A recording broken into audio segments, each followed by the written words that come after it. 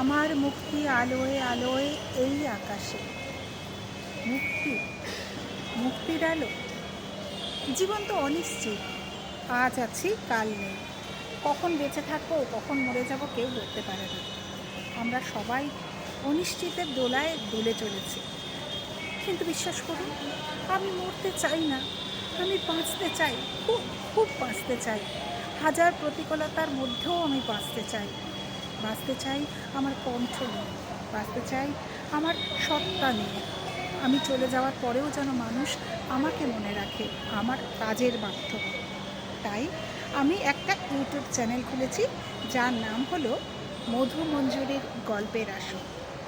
এই মধু মঞ্জুরির গল্পের আসরে প্রত্যেক সপ্তাহে একদিন একটা করে গল্প আসবে, ছোট গল্প। আর শোনবার জন্য আপনারা তো আছেনই, কি শুনবেন না আমার গল্প? তাই ভাবছি শনিবার করে রাত 8টায় আমার গল্পের আসরে আসবে একটা করে গল্প। বিভিন্ন কবির, বিভিন্ন লেখকের এক একটা ছোট ছোট গল্প। এই সপ্তাহের প্রথম গল্প আসছে অমলা। আপনারা থাকছেন তো? আমি তো থাকছি, আপনাদেরও থাকতে হবে কিন্তু। আর কমেন্ট করে বলবেন আমি ভালো পাঠ করলাম কি মন্দ পাঠ করলাম।